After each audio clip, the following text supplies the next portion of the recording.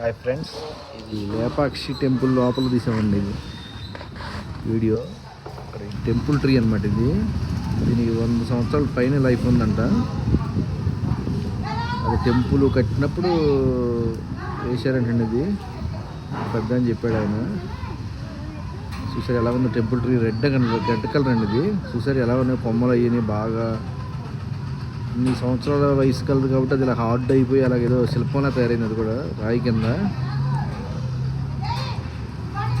టెంపుల్కి వయసు ఎంత ఉందో దీని వయసు కూడా అంతేనంటండి, సేమ్. అన్ని సంవత్సరాల క్రితం ఉంది చెట్టు ఇది.